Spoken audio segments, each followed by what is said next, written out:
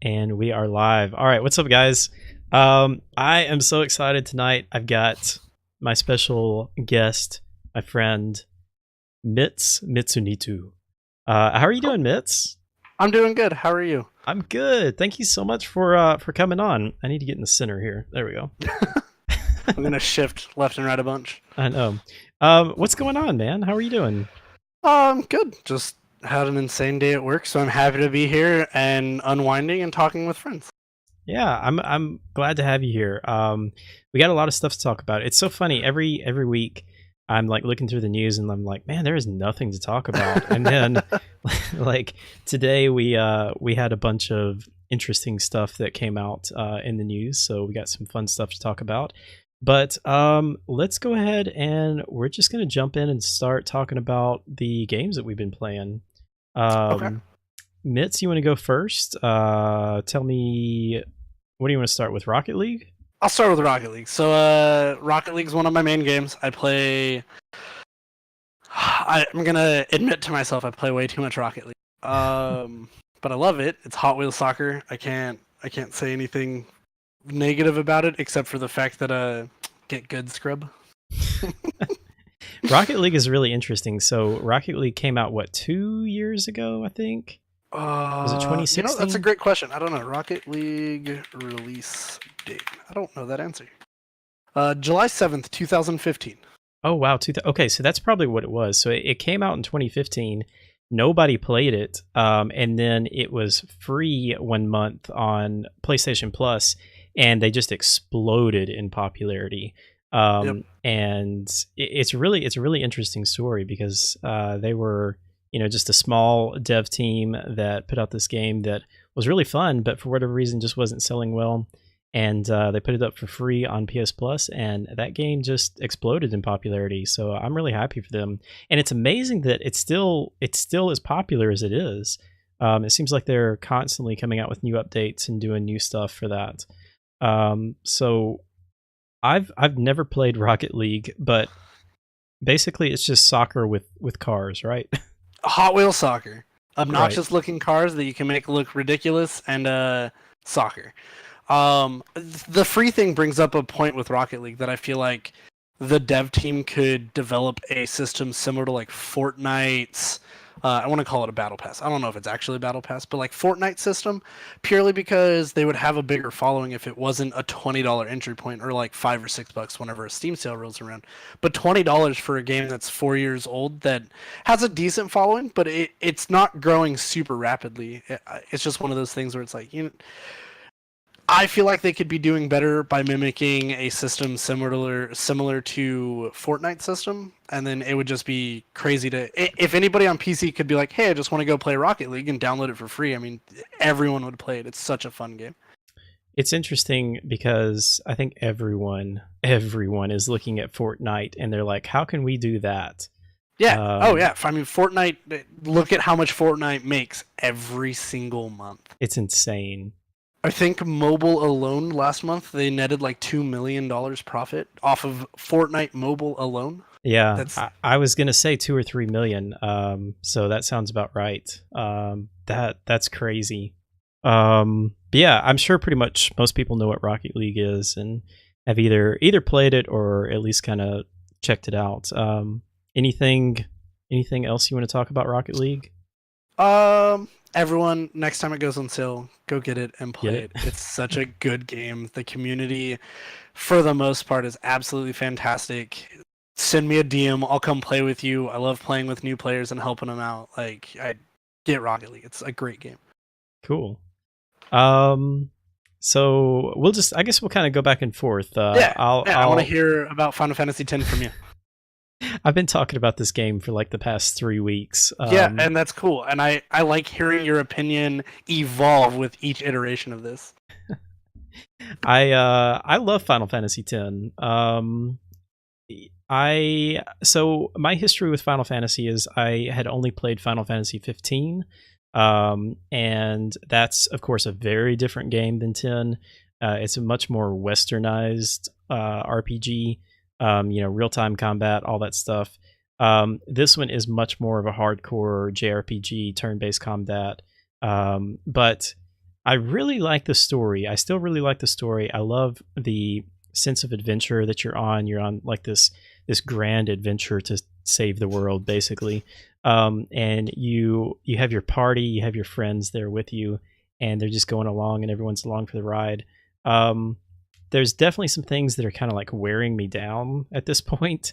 Um, Especially, so I'm trying to get all of the. Everyone's like dying for me to 100% this game, and I feel Oh God, bad no! because I Don't feel do it. bad because like I would love to 100% this game. I would love to 100% every game I play, honestly, but there's just no way, like I mean it would take hundreds of hours, and there's so many games that I want to play. So it's difficult, but I'm at least going to try and get all of the aeons, all of the summons. So we've got all of them except for the last one, and the last one is like super grindy because you have to. It's not really grinding, but you have to capture a bunch of creatures. Is Um, last is the last one of the sisters, or do you already have it's the sisters? sisters, yeah. Okay. We did just get Yo Jimbo. Okay. Yeah, Jimbo's dope. Yep. But yeah, we have to capture a bunch of creatures. We have to capture like 10 creatures in one area and then 10 creatures in another area. And it doesn't sound that bad, except for, they randomize the encounters that you run into. So it's getting a little, it's wearing me down a little bit on that, but it shouldn't take too long and we'll have those. But yeah, it's a really interesting game. Like I said, I really like the story, and I do like the combat. It keeps making me want to go back to Persona 5. I don't think, again, I'm very much a newbie when it comes to JRPGs. Persona 5 was like the first major hardcore JRPG I had really played, and um, that combat, the whole combat system in Persona 5, I think is just amazing. And I was kind of expecting like every other JRPG to be like Persona 5, and it's a little bit different, but that's okay. It still blows me away that Final Fantasy X is almost 20 years old. Yep. This game came out in 2001.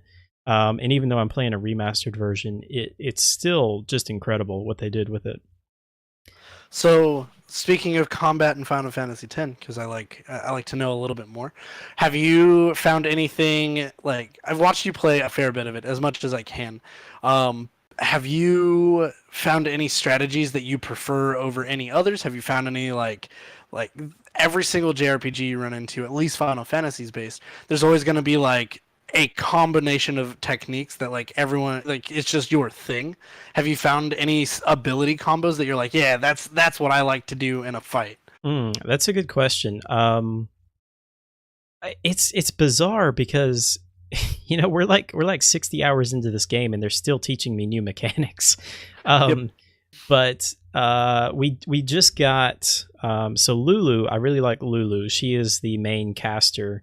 I really like the magic abilities. We just got double cast on her, Ooh, okay. so that's really OP just to be able to cast twice with her. um of course, Titus has haste, so I'm learning that it's really good. And we just got Hastaga, I guess is how you say it, where you can Haste uh, is put amazing. you can put haste on the entire party, which speeds everybody up, and so you get more turns before the boss's turn or before the enemy's turn.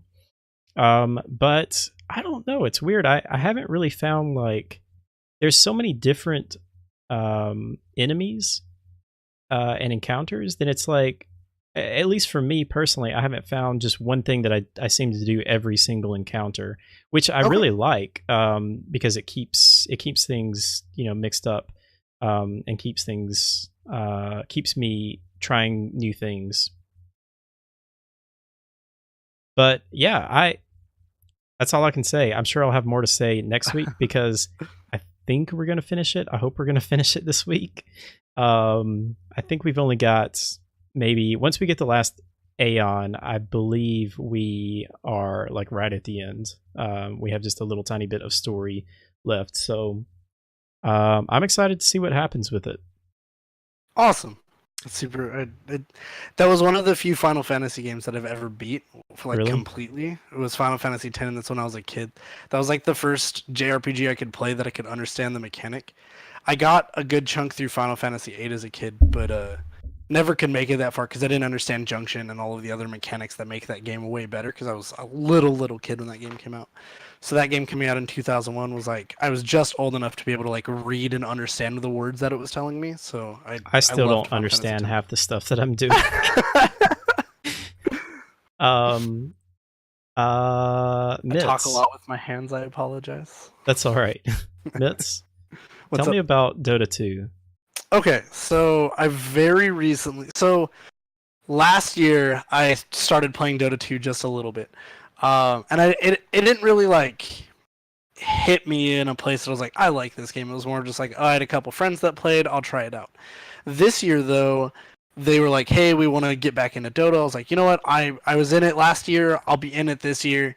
And I don't know, something clicked this year and I started enjoying it. I'm only like 60 hours into the game, which isn't a lot for a game like Dota 2. Yeah, people have Where thousands and thousands of hours. yeah, the general rule of thumb is like you haven't even started to learn Dota until you've hit like the 500-hour mark, which is, I don't know if I'm allowed to say this word, but asinine to me. That is that's the general rule of thumb. But like the more I play, the more I understand that. And I'm super digging it. I've never played a MOBA before. It's not my thing, and Dota 2 just like I'm feeling it. It's definitely a game that I'm gonna put a bunch more hours into. So, okay, I literally know nothing about Dota. I didn't even know it was a MOBA. Okay. So, and I've never played a MOBA before. What, like, to somebody that has no idea what this game is, can you describe it in a few sentences? 5v5 tactical real-time strategy games with heroes with superpowers is the best way I can describe it. Okay. If you've never played a MOBA, Dota 2 is the hardest of all of the MOBAs. At least that's what it claims to be because of the itemization and last hitting and denying and a bunch of mechanics inside of the game that make it the hardest thing to learn for a new player and super satisfying as you start learning it. How when you're ready to try a MOBA, I'm bad at it still. I'm totally willing to hop in there and we can suck at the game together. I I would be so overwhelmed. I can tell you right Me now. too. I'm still overwhelmed. I'm starting to learn it and I'm just blown away about how nuanced the game is. You're It like, yeah, I'm is starting to get it.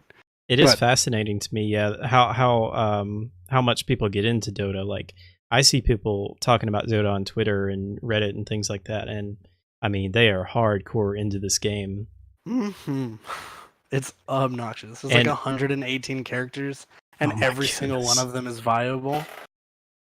And this is a free to play game, right? Free to play, 100% free to play. The only thing that's gonna make you want to spend money is when you want to make your character look good, which I'm personally am a pay to win is a diabolical structure in a game, but pay to be pretty gets me every single time. I will pay to be pretty on every game. You've seen That's my characters in Warframe, yeah.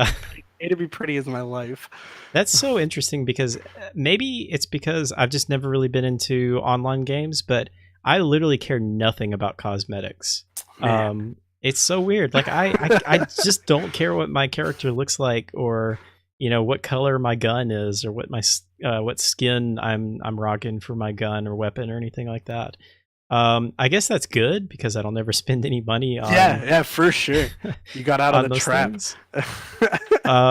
Yeah, that's weird. Yeah, Dota 2. It's something that I've always been interested in, and probably will never get into, but I'm Hey, happy that if you want to hit that download button, we can go play against easy bots one day. We'll see if you can find a time to like it. look, If you Mitz, like, go ahead.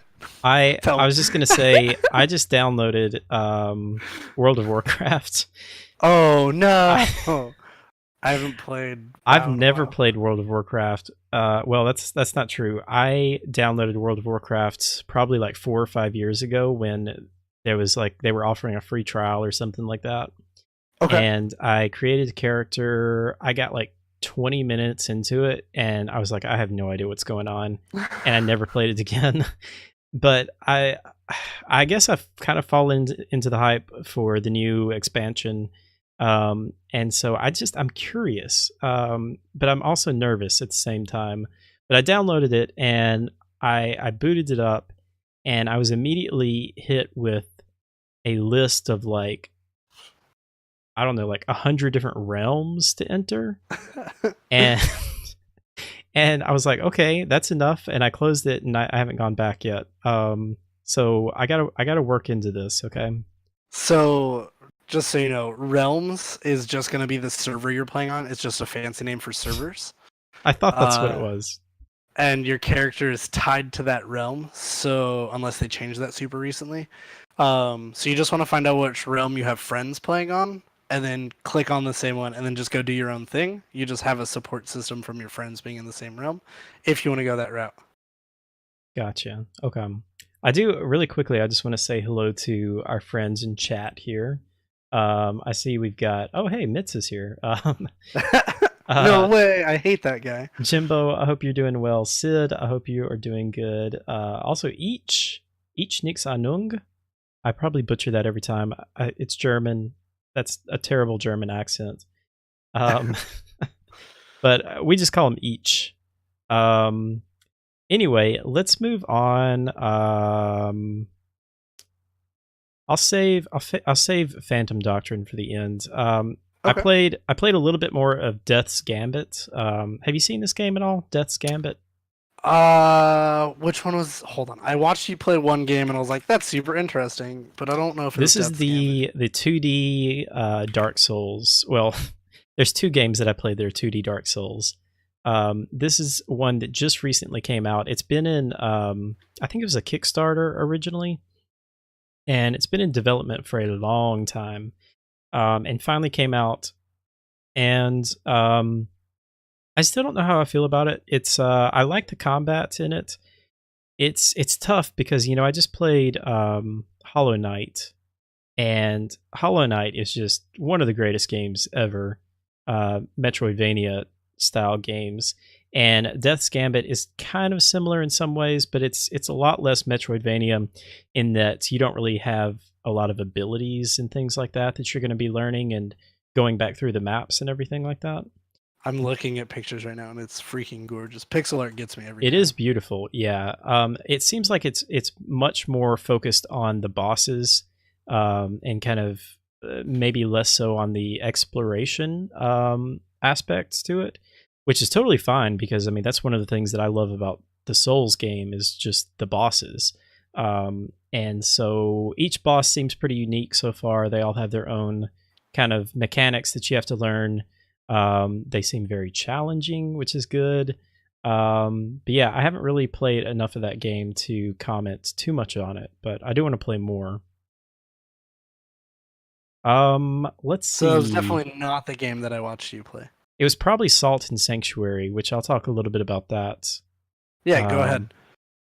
so Salt and Sanctuary is another 2D Dark Souls. This one's a little bit more Metroidvania esque though. You do have abilities like a wall jump and double jump and some other kind of abilities like that you'll get as you go throughout this game. This game is massive. It's kind of like Hollow Knight in scale. This probably is going to scare a lot of people off, but there is no map in this game. Um, but I think it's tough. I don't think it really needs a map. It's really really good level design in that you'll be going through an area and you'll be exploring, and then all of a sudden like you'll open up an area and you'll realize that it's a shortcut back to like the original area or something like that. So you Okay. are going through areas a lot, but you learn. The level design is just really good because you learn the routes and everything like that really quickly, and it's pretty easy to get through everything. But fantastic bosses.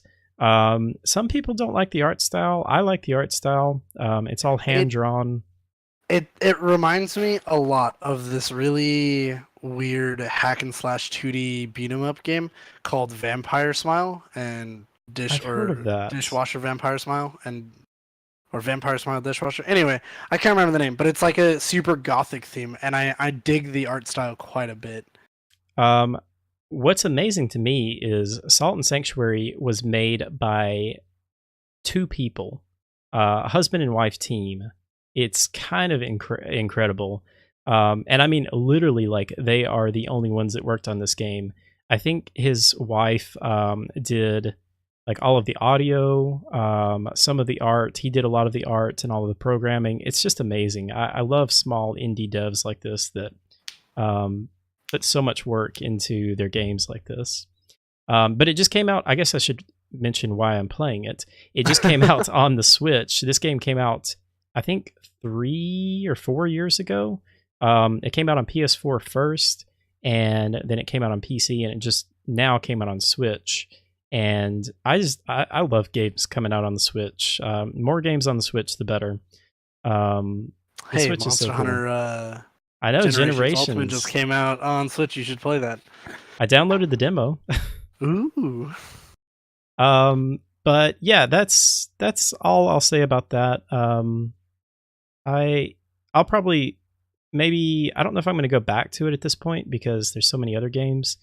But maybe once I complete the game for like the third time, I'll talk about it some more. But tell me about Life is Strange. Okay, so I'm behind like the boat on this one or whatever. I the am term would too. be. I still haven't played it. So I'm gonna do everything I can not to spoil moments in the game, but I don't know. I haven't played a lot of walking simulators before. I've watched a fair bit of them. I love walking simulator streams. I love and being involved in them. But this game I avoided because I knew it was something I wanted to play eventually. And through playing it, I don't know. It's so hard to put it into words how much I loved that game and how much it spoke to me. Um, it's just at least my particular playthrough, like screamed so many different positive things about like be a good person and think about what your decisions mean and why they mean that. I can't recommend it enough. I have the playlist on loop at work every single day right now The since I beat music the is game. really good.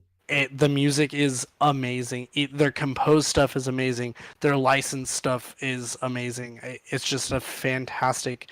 Even if you just sat there and like sat on, there's lots of moments in the game where you can just like sit down and Max will be introspective and be like and comment on the situation that happened. And once she gets through like the bit of introspective inner monologuing, there's no voices and it's just like music and you can pan the camera around and just see this I beautiful love world. that. Yeah, if I wasn't streaming it when I was playing it, I probably would have sat at those spots for like 45, 50 minutes and just like sat back, leaned my chair back, turned lights off in the room, turned the music up and just sat there.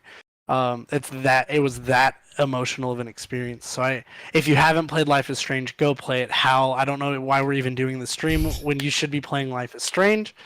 But I legitimately can't say enough good things about it. I want to play Before the Storm. I haven't got to play that yet. Jimbo recommended it. I'm just trying to find a weekend where I can sit down time, and that game I'll go through by myself. Yeah, I love games so much that put you in kind of a mood. Like it could be, or not even like a mood, but just leave you with a feeling. Like it could be a sad feeling or a good feeling, but just anything that like gives you a feeling at the end when you finish it of like, man, that was just such an amazing experience. And it definitely Yep. sounds like that's what this game is going to leave me with whenever I play it. It's on the list, I promise. I have a gigantic list. It's really bad. I mean, thanks to Steam sales, I think we all have a gigantic. I know. And humble bundles and all Yep. the other stuff. So, one of the biggest complaints that I hear about this game is the writing. Like, it's. I've heard a lot of people say that the writing sounds like it was written by like a 14-year-old teenage girl or something like that. Do you think it's bad, or do you think it is appropriate for? So I have it's set in the Bay Area, or it's set out in Oregon, and I have a lot of friends in the Bay Area who started out in Portland, Oregon. Hmm. They say hella as much as that game says hella. Okay. Like anybody can talk whatever they want, but like they legitimately say hella at the start of like every single thing that they're talking about. Yo, this burger place is hella good. Like it's a real thing. So I don't.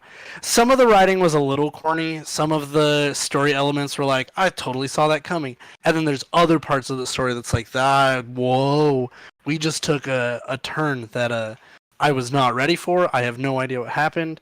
Legitimately, the chapter 2 to chapter 3 transition, and I want you to mark that in your brain, blew my mind. Like Chapter 2 through to chapter 3. Okay. Yep, threw a curveball at me, and I was not prepared for it. Yeah, it was a bad time, but a good time. It was great. That game, it's not a game that I think I could sit down and play again. Really? I only because I think I could do it if I just wanted to see the outcomes of all of the decisions, but I couldn't play that game again with the same like the same sense of not knowing anything, the same sense of adventure and discovery. That's the word I was trying to think of that whole entire time. And so it definitely would lose a little bit out on the second playthrough, but it was so good the first time that I want to go back and see all of the decisions. I would just go through like the menu system and be like, I want to do that decision again and see the other options. But yeah, it's I don't know. I can gush about it and say it's amazing, go play it. It's amazing, go play it. But like you just got to go play it to find out. So, hype level for Life is Strange 2? Pretty high? Yeah, pretty freaking high. All right, cool. Yeah, it wasn't on my list like a month ago. And after I beat that game, I was like, yeah, there's no way I'm not getting that game.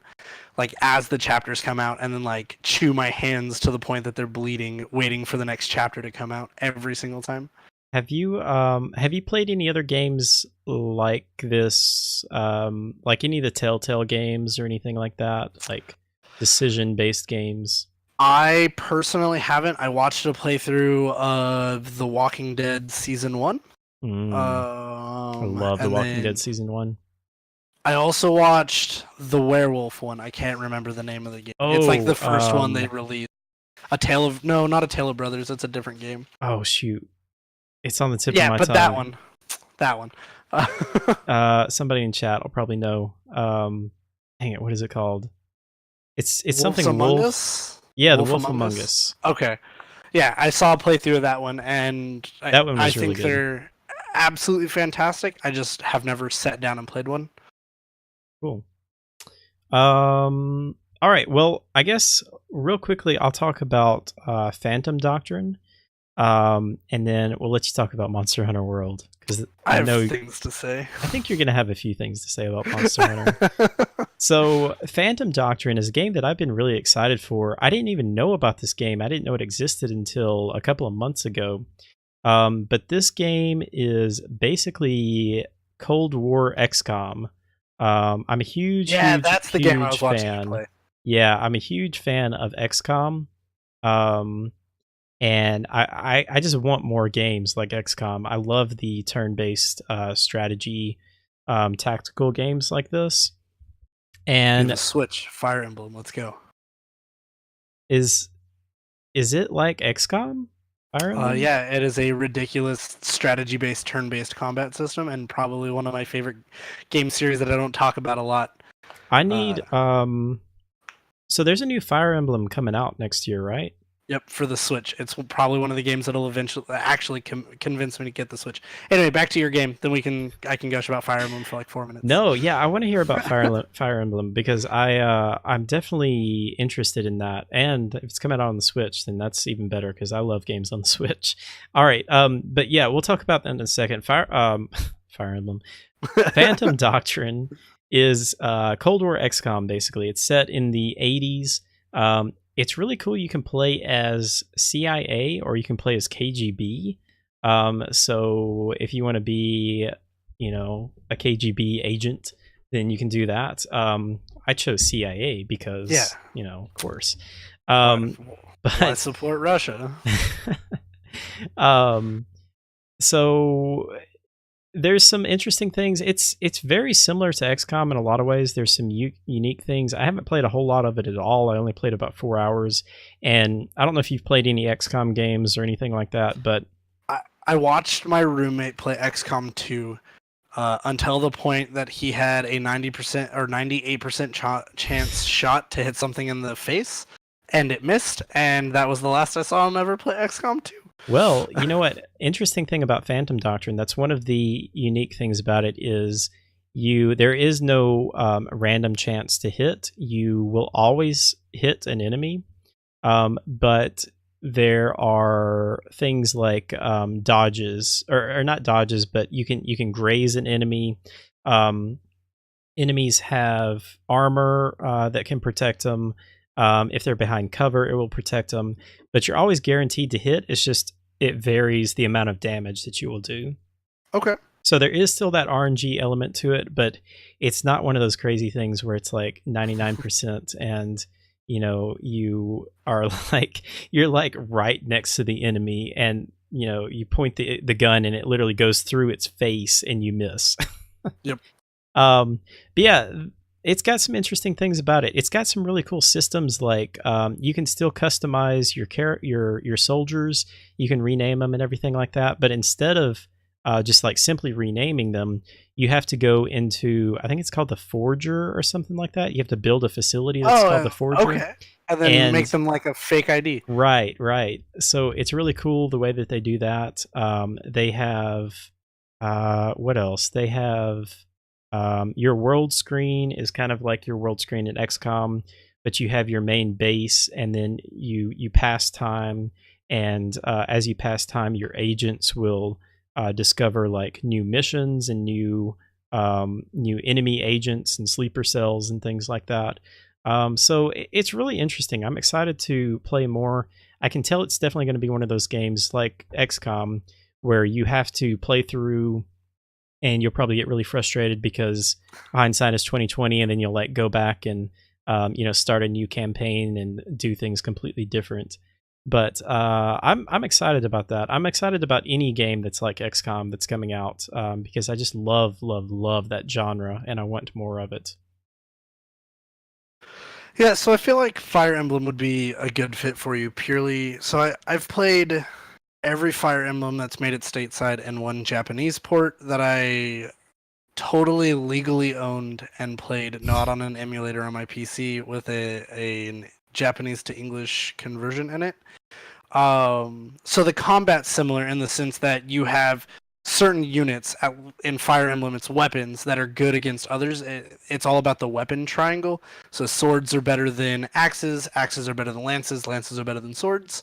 And then there's a circle for magic and ranged weapons. And there's a bunch of other stuff that you have to factor in when you're sending units out, level, what type of weapon they're using, and what weapon they have of that type. A lot of stuff goes into it that it's really nuanced. Is it like fantasy? It's very fantasy based, Okay. magic and wizards and mages and dragons and all this other cool stuff. But Fire Emblem, outside of Fire Emblem Birthright was one of the most disappointing Fire Emblems to me, just because. So I'm gonna backtrack a little bit to give as much context as possible. We had one of the best Fire Emblem games, if not arguably the best Fire Emblem game ever come out on the 3DS, called Fire Emblem Awakening, which told an absolutely amazing, compelling story. And one of the ways that you found out a lot more about the story was by partnering up two units, either keeping them right next to each other or actually using the partner mechanic to where you had two units fight as one unit, kind of broken. And they would fight with each other and eventually develop a relationship. And if they had the potential to hit S rank, which is essentially marriage, then you would have a chance of like running into one of their children, which through some like wibbly wobbly timey wimey stuff. Um, so it was really cool to like get to see all the stories and all of that. Then we have Fire Emblem Birthright, the very next game in the series, and they took like the dating system and made it ridiculous. It was a dating sim with some strategy Oh combat in no. it, which like if that's your thing, cool, more Yeah. power to you. I'm not going to hate on anybody, but that's not the game I wanted to play, especially as a longtime Fire Emblem fan.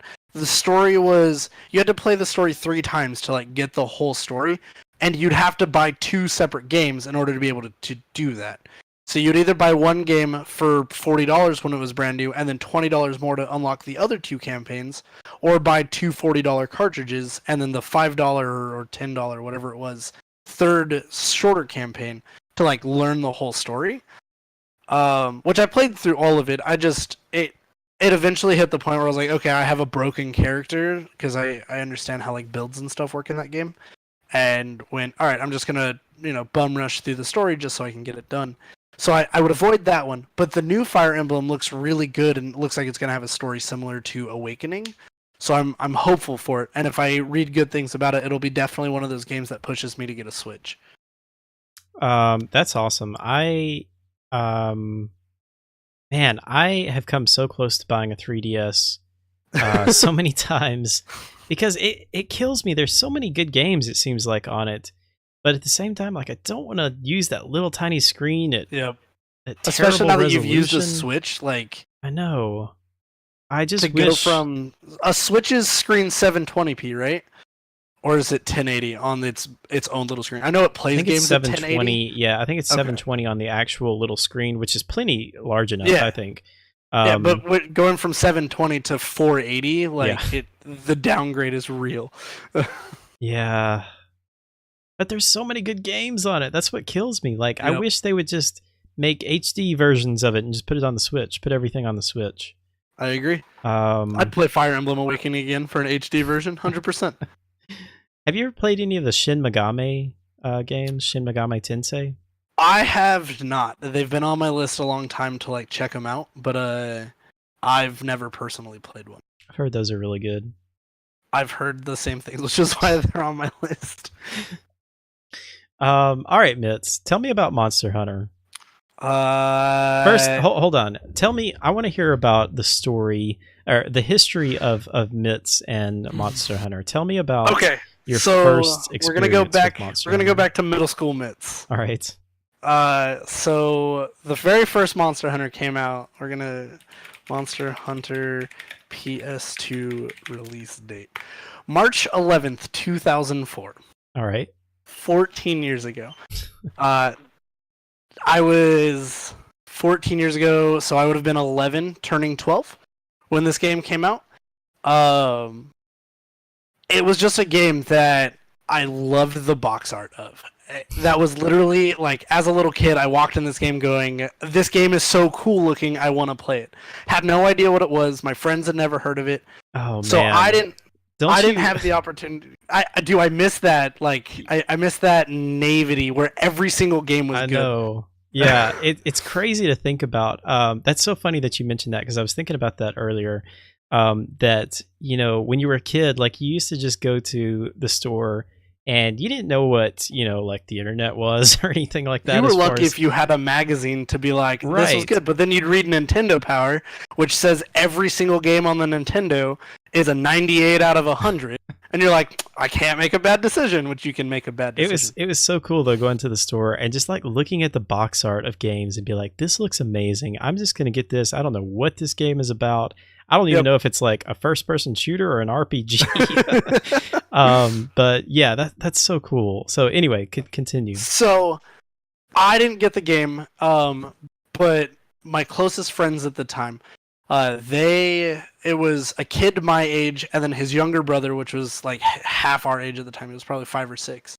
And they get a copy of Monster Hunter, and we go over, and we're all just blown away about this game. It's hard, it's unforgiving, it but it's super satisfying to be like, I defeated this monster, and it had online capabilities, which that realistically speaking, Monster Hunter was one of the first games I ever played online with other people, and was also one of the things that got me into online gaming and gaming with friends.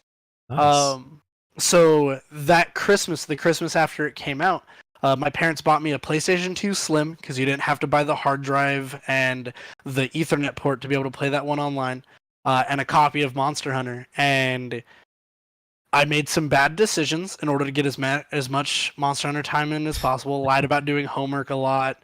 Uh, got yelled at a bunch. Whatever. Regardless, I put an obnoxious amount of Monster Hunter. This very first monster, I keep pointing out on my other screen, like you all can see it. The very first one that came out on PlayStation 2, it didn't know how to roll over time on the save file. So when you hit 999 hours and 99 minutes and 99 seconds, it would just say that's how much time you've played on each. And I have 3 saves on a memory card because you had 3 save slots, all with max time on goodness. it. Which is insane thinking about it now as like an adult that works and does a bunch of other stuff. Like, I don't know how I could put that much time into a game. That was terrible. I'm gonna hold up a controller. So this isn't a PlayStation controller, but so you have 2 sticks. In Monster Hunter, the very first one, you moved with this stick and you attacked with this stick. But this stick didn't. But this stick doesn't dictate which way you're attacking, just what attack you're using. So up was one attack, left was another attack, right was another attack, down was another attack. So it was like the most convoluted. This is before like control schemes were modernized for games, and it was obnoxious. You controlled your camera with the 2 R1 and L1, and then cycled through items and sprint and stuff with the triggers. It was not a great control scheme, and I'm glad they changed it. Yeah, so I played a bunch of that game, and then they moved Monster Hunter to PSP, and I've played every single Monster Hunter that came out to PSP. So there was Monster Hunter Freedom, Freedom 2, Freedom. I don't remember if we got Freedom 3 over here or not, and then Freedom Unite. And I know I put in the first one easily over 1,000 hours into the very first one, like 500 hours into the next 2, and then Freedom Unite did easily another 2,000 plus hours into. I still have that save on my PSP downstairs, which I don't have a charger for. But I loved Monster Hunter so much. I had a case for my PSP that was a leather case from Japan that was Monster Hunter, and then I had a before D-Brands was a brand, I got a style of like a D-Brands skin for it. That's a Monster Hunter. It's a Nargacuga, which is my favorite monster in all of Monster Hunter. And then they were like, we're moving Monster Hunter to the Wii. So I got a Wii. Like, I sold a bunch of stuff as like a kid. I grew up on a ranch, so sold a couple of the animals and got a Wii and got Monster Hunter Tri, and that had underwater levels. You sold animals to get this? Yeah, I sold some of the livestock that was in my name. Okay. Yeah. I was slightly older at that time. Got Monster Hunter Tri, played that for like 200 or 300 hours, and then Tri Ultimate came out for the 3DS. And I was like, you know what? I hate playing it on the Wii. I'd rather be able to play it and move around like we did with the PSP. Got a 3DS by selling the Wii. Got my 3DS and played Monster Hunter Tri Ultimate for a couple hundred hours. Got 4 Ultimate when it came out for probably 150, 200 hours. I didn't play that one very much. And then we got Generations, which I played the heck out of Generations as well. And now I have it on the computer. How awesome is that? That it's finally on. This is the first time it's ever been on PC, right? So there's a Japan exclusive, which I've played, which is more of an MMO. Yeah. Following the tutorials to make an account for Monster Hunter Online was so difficult. But I have a Monster Hunter Online account, and that was an absolutely fantastic game as well. But that had a mouse and keyboard control scheme similar to this game, and I just could not play it efficiently. So Monster Hunter World comes out, Monster Hunter World is announced, and they say coming out January, I don't remember what it is, January 21st or something like that, for Xbox and PS4, later on PC. Yep. How much did that hurt when they announced that? It didn't hurt at all, because Capcom isn't known for making great PC ports. They make functioning PC ports that are totally decent gaming experiences, unlock the 30 frames, so on and so forth. They understand the PC market.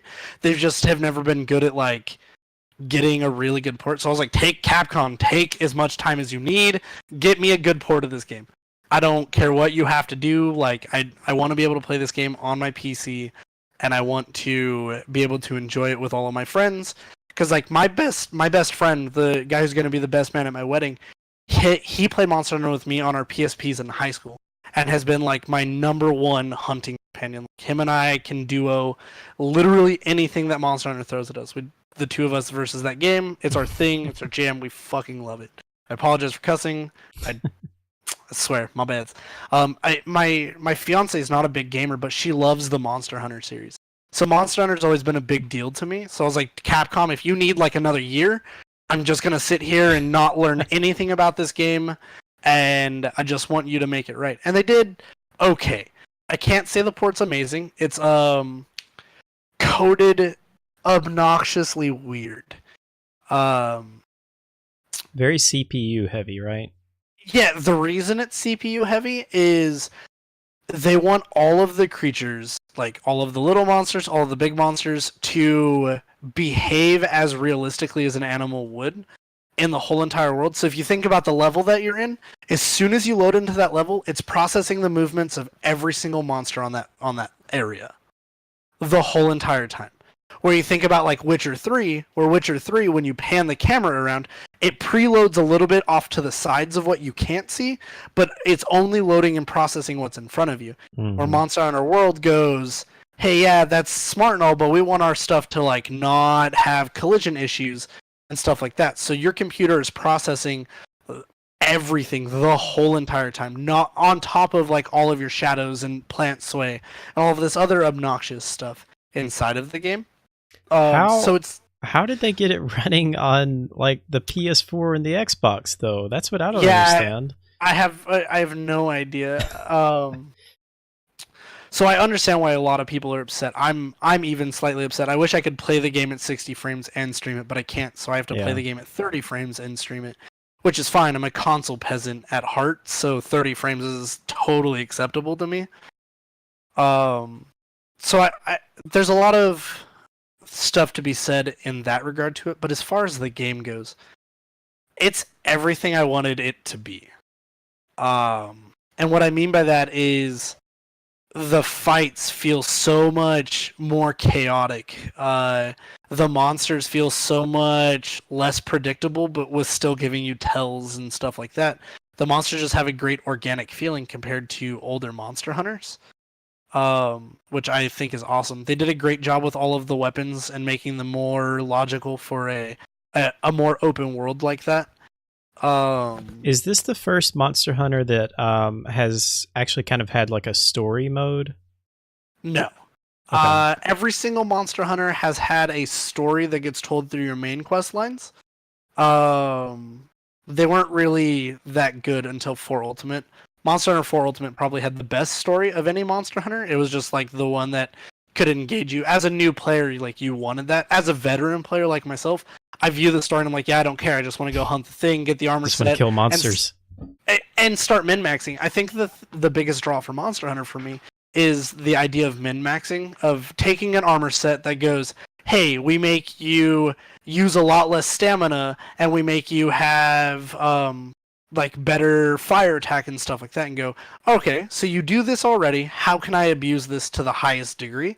And then you add decorations and charms and stuff to your equipment, use a proper weapon associated with that, and then all of a sudden you're like, oh yeah, I kill things in like 2.5 minutes. Totally cool. And that's super fun to me when you get to the end game and you're like, what's the most obnoxious thing that I want to do, and can it be done? You're like, oh, it totally can. Let's go. Is there it seemed like on the PS4 and I'm assuming Xbox One, they were constantly coming out with new updates and new hunts and things like that. Yep. Are they still doing that on PC? Have they Yep. commented on that? Yes, they are. So Monster Hunter's always done Event Quest, which like in this day and age we'd view it as DLC, but back when the original Monster Hunter was out, you'd have a 1.5-week cycle of you would have access to this one special quest for a 1.5 weeks. After that 1.5 weeks, it was cycled to a new quest. They would also have vendors show up from time to time, or sales happen within the game for like in-game currency and the items inside of the game, not like real money currency or anything that. Just your zinni, and sometimes you'd be like, oh, the nets that I normally buy that are 300 zinni, they're 150 right now because of the special day, which was always really cool to me. And the Monster Hunter did that on the portables. They did it a little bit differently because you can't like always be connected to the internet on those. So you would just download them in event quest patches, and then always have access to those event quests. So this is something Monster Hunter has always done and been notorious for on like time sensitive stuff, which I think is cool. Like it, and they'll anything that they've released in the past, they'll cycle it back in. They've always done that. I don't suppose I can get Aloy on PC, can I? You cannot. I got Aloy Thanks, Sony, for that. and her little pet robot, and that's where I quit on PS4. I was like, all right, my life is complete. You're done. That's really cool though. I'm excited to well, I'm just excited that Monster Hunter is on PC, and there's no like DLC or anything. I mean, not like paid DLC for it or anything, right? That's really cool. The stuff that they have right now that's paid is all like sticker packs and completely nonsensical stuff that Capcom was like, yo, we had an art department and they had like 6 months of us doing just this. They had to make something.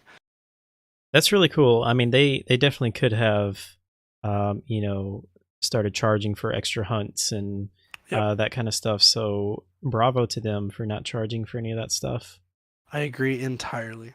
Cool. What I do hope is, so this game currently lacks what is called G rank, which your tiers on hunts. You start out the game in low rank, you progress to high rank typically by going through the story, and most of the time when you beat high rank, in other Monster Hunter games there was G rank. G rank was like Dark Souls difficulty in the sense of you get hit once or twice, you're dead. Like it's not forgiving. Even if you have the best armor set in the game, you're still 4 or 5 hits away from absolutely getting destroyed. The monsters, their time between attacks and the telegraphs get way smaller. It just got significantly more obnoxious of a game. And G rank is like where Monster Hunter always came alive to me, because that's where like the boys get separated from the men. Kind of I put air quotes around it because it's a really sexist statement. But it's the idea of like the game gets really, really difficult. You've already beat the game. There's no reason to be in G rank except you want to get a challenge and you want to have the best gear. And I hope they add G rank to this game. Otherwise, if they release another Monster Hunter World, which in the United States would be called Monster Hunter World Ultimate, in Japan it'd be Monster Hunter World G. That's where G rank gets added and would be a wonderful addition to this. Gotcha. Cool. Is there anything besides that you just don't like, or like any omissions that you really wish were there? I'll admit that this is the first Monster Hunter game that I've failed a quest in like a year and a half. Really? Yeah. Which one was it? We were fighting a high rank Anjanath, which is the T-Rex fire breathing TX thing, and I was underneath him for one of the feints, and I don't know what he did. I watched my VOD like 3 times, and I can't figure out what attack he did. I was almost at full health, and it one-shot me, and I was like, okay. Oh, wow. Like, I don't know what happened, but I'm dead. All right, cool. And then we had a teammate faint right after that, and then I came back in and got 2-hit comboed by him that I couldn't dodge out of, and fainted again. And that was the first time I've seen the quest failed screen in, like, realistically a year and a half. Oh, man. Makes me feels bad. Feels pretty bad. As a person who's like, I'm great at this game, and like to see that screen, I was like, oh.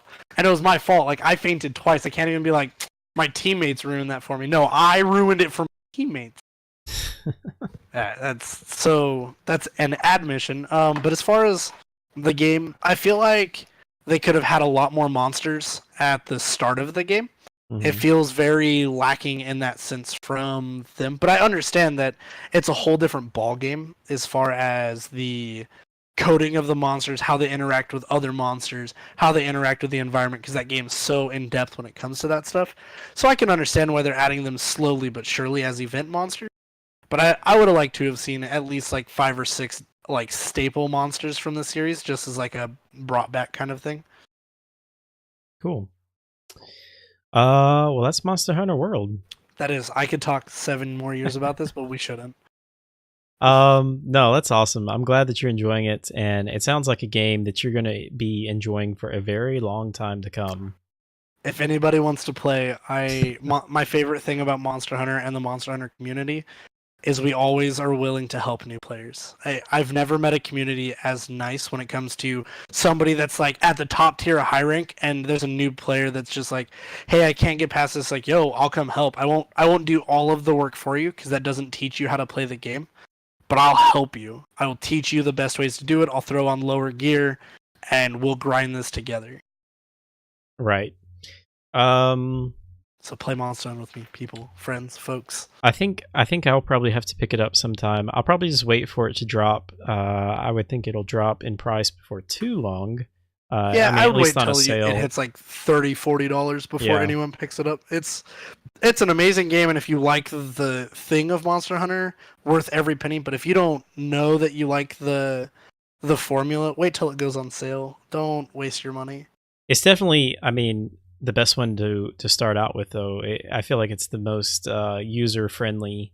Of Yeah. course, I haven't played any of the other ones, but just from what I've heard, it's the most user friendly out of all the other ones. They specifically targeted the West. One more side tangent. They specifically targeted the Western audience with Monster Hunter World, so they took away a lot of the nonsensical, like atypical Japanese menu stuff. And they made it as little of a slog as possible. There's still some weird things. Like I don't understand still a Japanese menu. I don't understand why.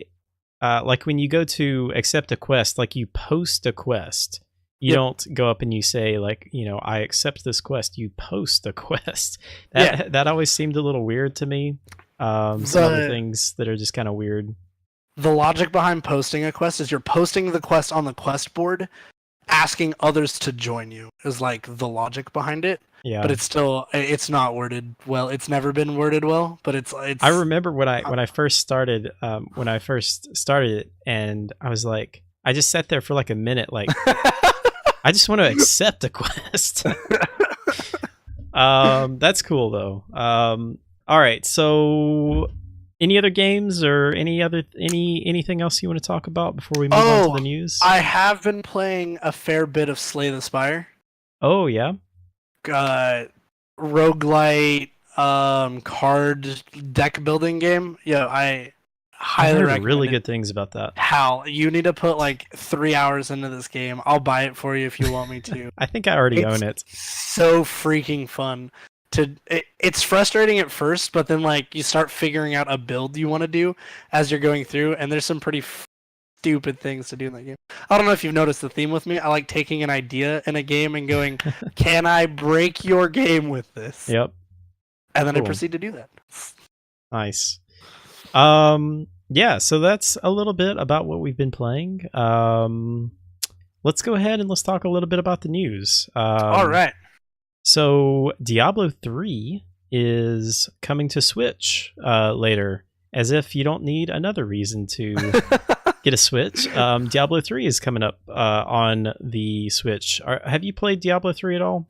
Nope, I don't like loot and scoot games. Okay. I've tried Diablo 2. I want to say it was Diablo 2 I tried. And then Pillars of Eternity was the other one. Mm-hmm. I always call that Point of Exile or Path of Exile. I always get those two confused. But that game, there's just something about that form. But I can do it in Warframe, which has an almost identical formula, and I can grind Warframe for hours upon hours, min-maxing that. Something about like the isometric viewpoint does it in for me. I don't know, but I've just never gotten into them.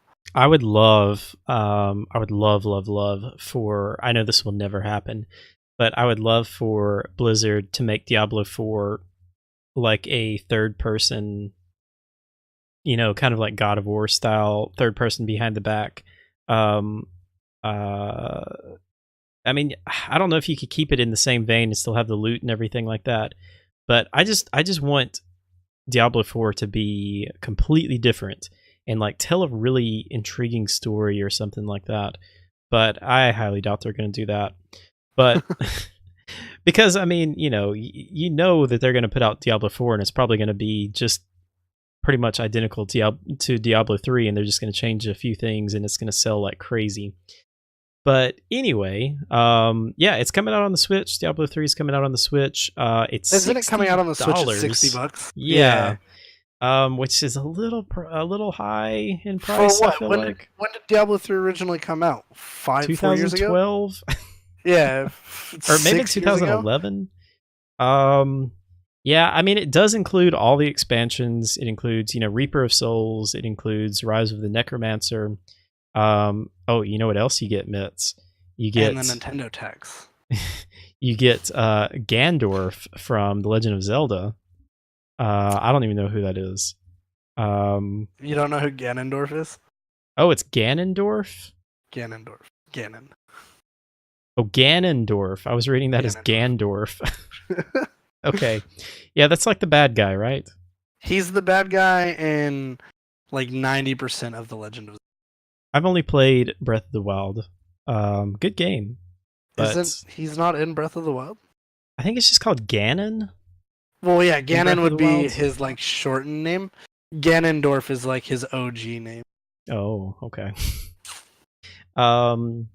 Yeah, so I wonder what that means. It says, you get an armor set that makes you look like Ganondorf from Legend of Zelda. Perfect. Yep, So, sold me. Go buy a Switch, buy Diablo 3. It's interesting because for a long time, Blizzard said that we can't put Diablo on the consoles because it plays completely different. It's a game to be played with mouse and keyboard. But they made it happen. They had to completely rewrite a bunch of stuff and rework things on the way it works. And I actually think they did a really good job. I played it on PS4, and it works really good with a controller. So I can definitely see myself picking it up for the Switch, and like I said, more games for the Switch. I'm yeah. fine with that. Yeah. I think Nintendo is one of those companies where you can't go wrong with anymore. Back when the N64 was around, there was plenty of games I can't remember the names, but I remember like renting a game, not even buying a game, but renting a game, not knowing anything about it, and being super disappointed and be like, this was horrible. And I think after the recession hit, like Nintendo just decided, hey, we're not going to have the biggest library of games, but every single one of these games is going to have Nintendo polish on it, and it's just going to run flawlessly on their system. I don't know how they made Monster Hunter work on the 3DS, especially when there's like 18 things happening at the same time with particle effects and all that stuff. Blows my mind. But like, it never had any stuttering, never had slow moments. And you never played Breath of the Wild on the Switch. It ran really bad. Did it? They have fixed it, but it was really rough when it first launched. But no, I generally agree with you. Like everything, like Super Mario Odyssey, that game is incredibly smooth. Like I'm pretty sure it runs at a solid 60 frames a second on the Switch, which is amazing. Super smooth gameplay. And yeah, well, you know what, Mitz, now that I say that, there's another game, Xenoblade Chronicles 2. This is not, I guess, I don't know. Well, no, it's a first party game. It runs really bad on the Switch too. Does it? Yeah, the problem with the Switch is I was just talking about how much I love the Switch, but it's very underpowered. Man, I would give anything for them to give me like a Switch XL or something like that and put more power into it. But yeah, in general, I understand what you're saying. They do have a certain polish to them that I think a lot of other games are missing. But you also, like, when a game releases on Nintendo, at least from my experience with it, there's not like a game-breaking bug that has to be patched out the first day. Yeah, like that's what I was gonna say. Is it's not necessarily like bugs. It's just like they're on an underpowered system and it chugs a little like bit. A Bethesda game. Goodness, I love Bethesda so much. I do talk too. all the crap I want, but man, do I can put obnoxious hours into any Fallout game or Elder Scrolls. It kills me that they still haven't fixed a gigantic bug in Fallout 4. Which one? Um, it's right when you, I can't remember the name of it. It's right when you go like right when you go out of the main settlement, out of Sanctuary. One of Okay. the first quests you come along to is by, I think it's like a dam or something like that, a big dam with a big water area. And Okay. it's just a mess. Like there's all kinds of mesh issues. Like you walk and you're walking through the ground, Yep. like the ground is coming up to here on your character, and it's just broken. And the unofficial patch, which you can get for it, completely fixes it. And you would think Bethesda would just hire some of these modders to just fix their games. Yeah, I don't know but why they don't Bethesda do that. goes, hey, the paid mods we're gonna put out are all stupid. Bethesda makes me laugh in that regard because there's so many people that love their games that I swear Bethesda walks in and goes, hey, we know this is broken, but these guys are gonna fix it for free, so we're not gonna touch it. It's And crazy. like the unofficial patch for Fallout 4, I mean that's like #1 downloaded, and even Bethesda themselves like recommends it, and that boggles my mind. Bethesda, you have so much money. Just throw this whoever made that mod, just throw them, a yearly salary. Just have them make just that one mod. You have plenty of money to do Yep. that. Yep. Yeah, even if it was like $400 a month, I bet that person would be like, "Yeah, I'm totally down. My passion project is now making me money. Let's go." I know. So you had put on here that the Dota 2 internationals are going on right now. Yes. So Speaking of money, yeah, speaking of obnoxious amounts of money, one of the largest, if not the absolute largest esport tournament is happening right now, folks. Today's matches just ended as the stream started. Go watch this. If you are interested in Dota in any way, shape, or form, these guys are playing the top tier level of Dota. To clarify, it's the Dota 2, the Internationals 2018. TI8 is what it's commonly referred to as. It's a $25 million prize pool.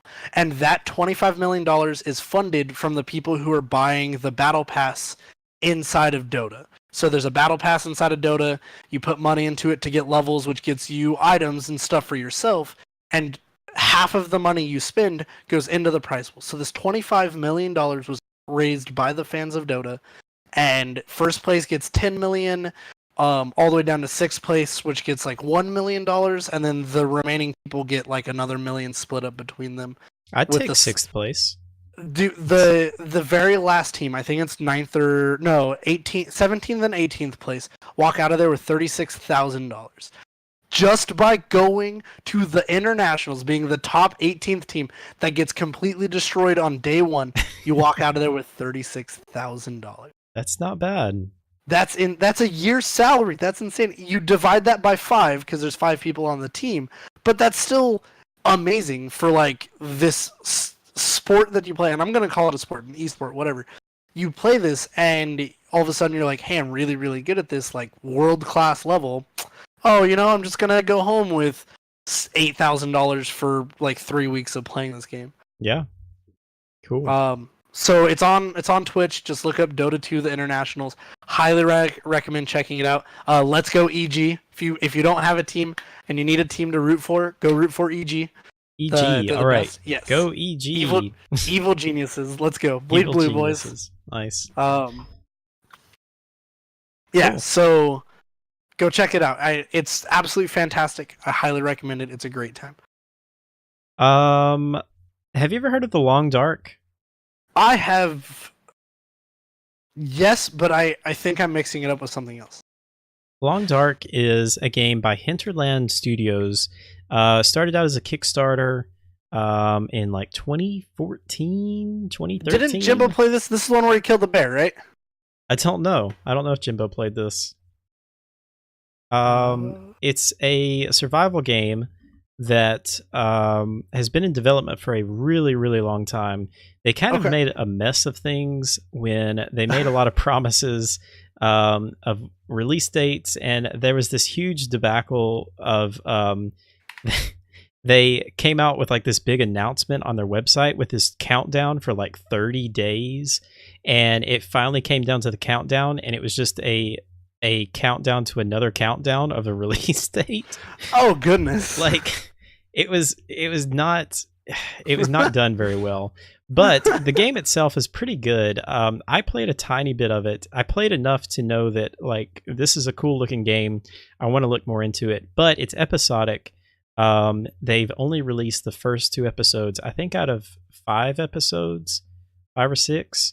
They finally announced that episode 3 is going to be dropping in December, along with a revamped episode 1 and 2, which makes me glad that I didn't play the first ones. I'm just waiting until this game is finished, like 100% finished, then I'm going to go and play it. Okay. But they're saying that they want to try and finish the first season. Apparently, there's going to be multiple seasons by the end of 2019. That's ambitious for their track record so far. Yeah, that's what I was going to say. I don't really believe them that they're going to be finished with this in 2019. I don't know why developers give dates like this. I guess it's just pressure. Like people just want a date. But I really wish they would just say, look, it's taken longer than we originally thought. It'll be done when it's done. They just announced things way too early. But anyway, regardless, episode 3, if you are interested in it, it's going to drop in December, unless it's delayed. And the rest are going to come out in the next year or so. Awesome. Just thought that was interesting because I do really like the game. I just want to wait until it's finished. So we had some really big news that just came out today, actually, from NVIDIA. We've been waiting forever to hear about the new NVIDIA graphics cards. They've been rumored forever on what they're going to be. They finally announced the RTX 2080 Ti and the 2080. They also announced the 2070, but they don't have a release date for that yet. The Ti and the 2080 will be out September 20th. Okay. They're a little pricey. $700 and $1,100 US, right?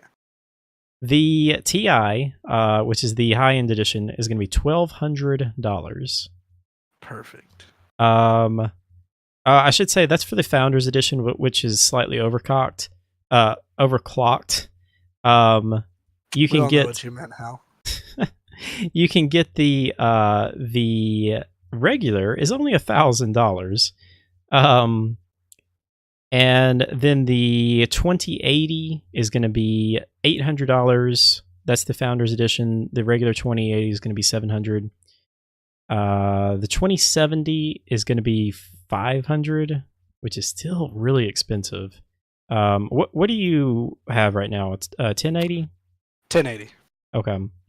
Yeah, looking at the specs on these, they honestly don't seem that impressive to me.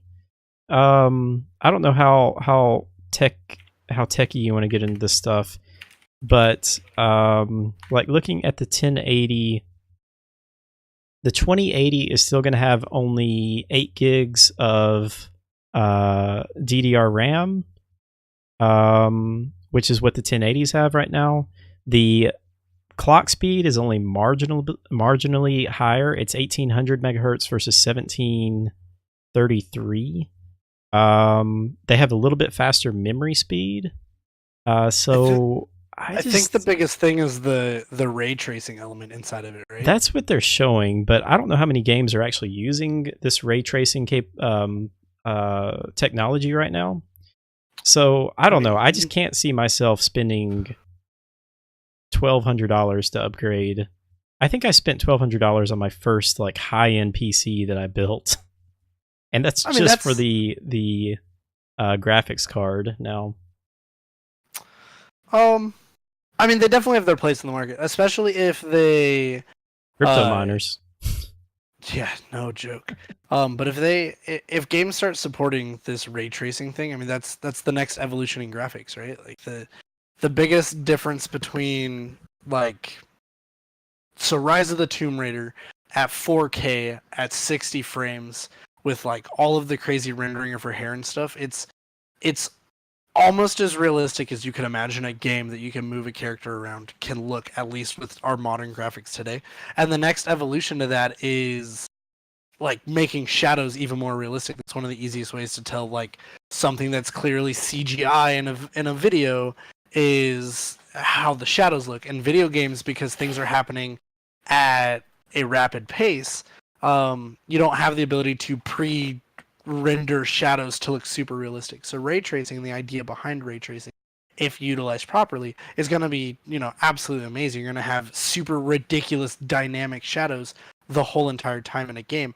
And I can think of like Battlefield 4. When I saw Battlefield 4 for the very first time, and they had like God rays coming down in like an alleyway with a bunch of hanging stuff, I was like, dude, you can't get any better than this. And like we progressively have gotten better. So the specs may not seem overly impressive at the moment, but I'll wait till someone like Linus Tech Tips gets their hands on it and can scream at NVIDIA for wanting to rip us off or praising NVIDIA for giving us something fun to play with. I don't know. I know I won't be able to afford one or get my hands on one, so I have to rely on ridiculously rich tech companies to tell me what to think. But I think these are probably aimed at people looking for 4K as well, which I'm still perfectly happy with my 1080p screen. I mean, 4K looks good, but honestly, I'm just happy with 1080p. I don't see myself really upgrading for a while. You wouldn't want a 4K monitor just for like photo editing? Maybe. Okay. I don't know. I think 1080p looks really good. Okay. Like it would make all my text smaller. But hey, you're the one with actual photography experience here, all right? I care more about the color accuracy than the dots per inch, I guess. I think maybe if I was doing video editing, like if I was editing video in 4K, then maybe I would want something like the 5K iMac or something, to where I could have the full 4K video on there and still have room for your palettes and all that stuff. But yeah, I don't know. I'm happy with 1080p. As a gamer, I think I want 100 hertz, 144 hertz, 1440p. I think that's like my dream area, especially when I imagine like a game like Rocket League. If I could have an ultra wide 144 hertz 1440p monitor, like specifically the Acer X34, I think I would be like blown away. You just name drop one there. Yeah, my dream monitor. You're right. You've seen, so I showed you my photography list on Amazon, right? I have one of those for PC parts. Okay, I'm not a healthy person. I have problems, Hal. That's all right. I have my Amazon lists as well. Amazon. Let's see. Real quickly, we'll mention too that Gamescom is starting up this week. Gamescom is a really big games conference that happens every year I think it's in Germany, Cologne, Germany. We should be getting some pretty interesting news. I don't want to speculate too much on what we'll be hearing about, but we know CD Projekt Red is going to be there, which they are working on. That's hype. Yep, they are working on Cyberpunk 2077, of course. Yeah. Everybody's like speculating if we're going to actually see gameplay. I kind of doubt that we are. Would be really cool if we see gameplay. Any information. Just keep giving me information about this game. I just hope that it's that game releases sooner than we're thinking. I fully anticipate you being in Hal's Discord and giving us going to sweet Gamescom first-hand deets. I need this information. I'm so jealous. I live like out in the middle of nowhere, and there's no cons of any kind that are happening near me. I hate it. We'll have to get you out here to California. There is a huge, for me anyway, there's a huge bit of news that I just saw. FromSoft announced the official release date for Sekiro, I don't know how you say it, Shadows Die Twice, which is the new FromSoft game, the people that make Bloodborne, Dark Souls, March Is that the 22nd, is that the Japanese 2019. inspired samurai one? It is, yes. Ooh, hype! Let's go. I'll actually play I that am one. so excited for this game. Each you live 60 kilometers away from Cologne. I'm jealous, man. All right. So let's move on. Let's have a little bit of just kind of open discussion. Anybody that's in chat too, if you guys have any questions or topics or anything like that that you'd like for us to talk about, feel free to drop them now. But I thought we would talk just a little bit about some different topics. First thing, I thought this is an interesting question. What is your dream game that hasn't been produced yet? Does it have to be on a system that we have currently? No. Okay, so full dive technology like Sword Art Online, but Monster Hunter. Let's go. I'm fully invested in this. I will die inside of this game, like Sword Art Online. Sketchy levels of commitment to this, but yeah, if you could put my brain inside of this game and have it be the Monster Hunter world and like full dive technology, fully committed to this. Wait, what is full dive technology? What do you mean by that? So in Sword Art Online, this anime, it's a head thing that you put on that blocks your nerves from talking to the rest of your body. So you tell your brain that you want to walk, and it'll feel like you're walking, but you're inside of the game, and your body's just laying down on your bed. That's what full dive technology is. 100% am committed to this idea. I'm willing to like go through some sketchy stuff. I'm not really worried about it. Let's go. I want to be in like a virtual reality Monster Hunter world. I want to be here. I want to live there. Let's go. Okay. All right. Do you have any for current technology? I want a modern Fire Emblem game on like full-blown console level technology. So even higher than the Switch, I would love like something designed to utilize our PCs properly and have something that's just, you know, super in depth with both graphically speaking and unit management and stuff like that. I just want to see a Fire Emblem not limited by the technology that Nintendo puts it on, because it's been on handheld consoles since the Game Boy Advance. And there's been a couple of iterations that hit the GameCube and the Wii, but for the most part, it's been on their portable systems, and I would love to see it hit like a full-blown console and not be limited by Nintendo's handheld systems. Yeah. I'm hoping the one on the Switch is like that next step for Fire Emblem. So I have hopes. Yeah, I can't wait to check out Fire Emblem. Hearing you talk about it and hearing others talk about it, I'm really excited. For me personally, I would kill for a really, really good heist game. I know we have a few heist games, like Thief is one that comes to mind. Payday 2. Okay, that's what I was going to mention too. I want it to be like a really good single player experience. Okay. I want like a really in-depth story. Like, do you ever see the movie Heat? Yeah. I want like that in a video game. Like I want to be a thief in modern days, and I want to like, you know, work for an organization and like you receive missions. You know, okay, we need you to go rob this bank. You scout out the bank, you figure out its flaws and its weaknesses and everything like that. You plan your heist, and then you go in. Maybe you develop a narrative around like your different team members that you get. You know, like a really narratively driven heist game. Kind of similar to, well, very similar to like GTA 5. The heists in the single player of GTA 5 were so good, but there were just a few of those. I want that, but I want it expanded. I would love that so much. This is an interesting question. Kind of going back, we were kind of talking about this with the graphics cards. Are graphics good enough in games right now? What would you like to see in the next gen of consoles, or just the next generation of games? Like I feel like, I mean, we always say this, like you were saying, back in 2002 or 2001 or whatever, you're looking at like Final Fantasy X, and you're like, this cannot look any better. This is real life, and Yeah. obviously, it got better. But I really do feel like we're at a point in graphics where it can't look a whole lot more realistic than we are now. Um, what else do you want?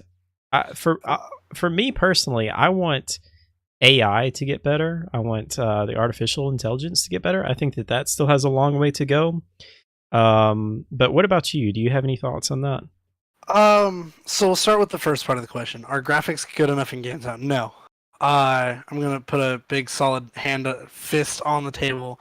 Exasperated, no. I don't think something along the lines, especially such a generic term in games as graphics, can ever be good enough. We as the human race, we as gamers, we as people who just love to deal with tech are always looking at like what's the next step. Like Nvidia with this ridiculous shading technology they have. I mean, you used to have if they do what they say they do, the RTX cards, you used to have a technology or a computer rendering for a couple of hours to even get anywhere near like a scene with that level of realistic shading.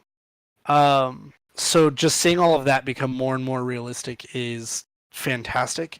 As far as what I would like to see in the next generation of console games, I feel like right now we're getting to the point where our I literally just lost the word, where our textures are getting absolutely amazing for the most part, especially in like your AAA blockbuster games. The textures within the game are just getting to the point where it's almost photorealistic. Hmm. But what we do have the issue of right now is processing the little stuff, like seeing a bird fly through a tree, seeing just stuff that reminds you that it's not a perfect world. You're not seeing something that all of the physics are applied properly. And I would like to see games start having the processing power from our system be able to support higher levels of processing and higher levels of like physics rendering and stuff like that. So when you have a game like Tomb Raider is a great example that I keep coming back to because I just think of her hair. When you have her hair, one setting turned all the way up, like each one of those hairs is rendered individually, which is Tress effects. yeah, mind-boggling to think about. And I think if we can have that apply to more things within the world, like actual dust particles in the game instead of just being a layer that you're seeing a picture of, it actually having dust particles that react to like your movement stuff going through it and having things interact in that way, I think that's going to be like the next level towards at least your super hyper realistic games. But with that being said, I do believe there's always going to be a place for games that look at real life physics and goes, "Ha, that's dumb. I don't want to do that." Yeah. Did you see any gameplay or uh the trailer for Ghosts of Tsushima? I did. Did you see Jimbo made me watch it. the gameplay where the two samurais were fighting, and it was like the leaves were on the ground, and as they Mm-hmm. were fighting, the leaves were like moving around, and that looked incredible. I don't know what kind of graphics technology they were using there. And that was on current gen hardware. That looks really cool though. Yeah, and the cool thing about like we're at a cycle in technology right now where we're not getting huge leaps and bounds as far as having stronger pieces of tech. Like your CPU, outside of throwing more cores at it, like our clock speeds aren't higher. Our processing threads aren't more. You're just throwing more cores at it at that same clock speed. But what's insane is like the power consumption, like the efficiency of our machines are getting like look at a graphics card from 4 years ago. If you look at like the 680 or 780, they were power hungry, hot, and just they worked totally fine. I mean, they still Hmm. work on today's games all day long, but they weren't nearly as efficient. I think that's where graphics technology is going, is getting more efficient at what it's capable of, which then unlocks the developer side even more, going, hey, we're not limited. What can we actually do? It is amazing to me. This always amazes me that uh, CPUs, processors, they get thinner and thinner, but yet they have more and more transistors, and they use less and less power every time. It's just Yep. bizarre. Um, that's really cool, though. Yeah, I can't wait to see what the next generation of hardware is like and where graphics go from here. Let's go ahead and answer or go through just the few questions that we have, additional Yeah. questions, and then we'll move on to releases and we'll wrap up from there. Jimbo says, I like this question a lot. Do you prefer to game with friends or by yourself? How you start? All right. I I have pretty much always been a single player experience kind of guy. I just grew up. Well, we didn't really have high speed internet until. Actually, we didn't have high speed internet until I moved out of my parents' house. We were on dial up the whole time. Man, I And miss that noise. um, and then you're trying to get on the internet, and your parents pick up the phone and they get Yep. that noise too. But yeah, so I just never really got into online gaming. I never really had too many friends that were into gaming, and so I've always just loved the single player. The single player. You can put that I'm a nerd on there too, because I I like if obviously you guys can't see, but Mitz just wrote in Jimbo is a nerd.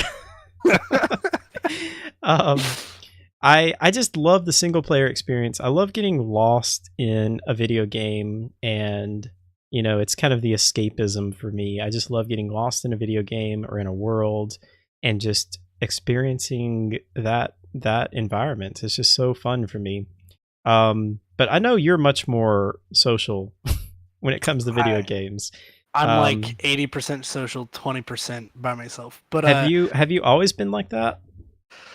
um yeah, I mean I grew up in a time where like online gaming was being developed for the masses. So Hmm. before I was super into gaming, there was people like Stealth who were playing Doom online and, hosting these tournaments and stuff like that.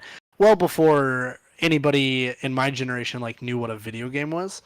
But I grew up with games like Super Smash Brothers for the N64 and Halo 2 and Xbox Live, and that was like one of the biggest mind, like, not mind blowing, but like perspective changing experiences of my life. And then playing Monster Hunter, and I have two specific people that I remember from playing the original Monster Hunter online, and one of the first one's name is Masamune, and the other one is Cascara. Um, they're they're two people that were role models to me as like a kid, and it's weird to think about like that as an adult, but I had these two people that I didn't know their real names, I didn't know their face, but they taught me to like want to be a better person and to not give up at an insanely difficult game and to always try. And I applied that to a lot of stuff in my life as far as like who I am as a person.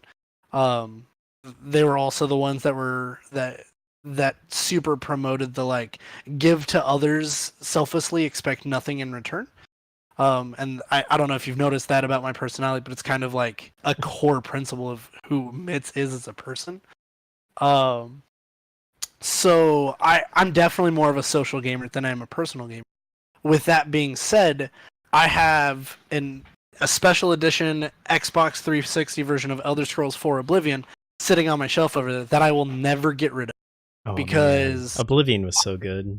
I was so good at 100%ing that game achievement wise on the Xbox that I had friends in middle school give me their Xbox Live gamer tags so I could 100% the game.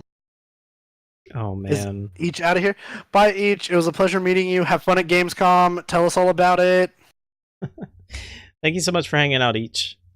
So I definitely I think there's a place for both, and I can completely understand like single player games. Single player games to this day still blow my mind. I said that so many times tonight. It's my theme for today, I guess. But I've played so many single player games that have just made me super emotional and introspective about like what it is, what the human condition is, and why we do what we do and who we are and how that reflects on the world. But on the flip side of that, dunking a ball in Rocket League with the boys at like midnight on a Saturday, man, that's a good feeling too. Yeah. So I definitely understand both sides of the coin, but I fall much more on the social side of gaming, especially with stuff like Monster Hunter World and all of the previous Monster Hunters. I mean, Monster Hunter is 1,000 times better with friends. Hmm. Yeah, that's one of the main reasons why I want to get Monster Hunter again, is just to play with you guys, because when I played it on PS4, I pretty much played it alone until I got to the Diablos fight, and I had 3 random people that I'm pretty sure were from Japan help me out. Um, Diablos is an asshole. yeah, it was really cool though to experience that with some other people. It's kind of the same way. I like how I really like. I'm a big Dark Souls fan. I love how in Dark Souls you are always online and people can invade you, and I love the multiplayer aspect of that. It's a really unique multiplayer experience with Dark Souls. I wish more games would do things like that, which it sounds like the new Doom is doing something like that. Have you heard about that? I have not. Yeah, so the new Doom has an invasion mechanic that I don't think it's been fully explained how it works, but it sounds like people can invade you, and I don't know if they invade you to kill you or to help you or how it works, but it sounds really interesting. If I can kill Jimbo while he's playing that game, I'm stream sniping him so hard. Oh man, that's gonna be fun. I cannot wait for that game. Stealth CT asks, how do you currently discover games? Is it really through Steam platforms or through social media, Discord, ads, etc.?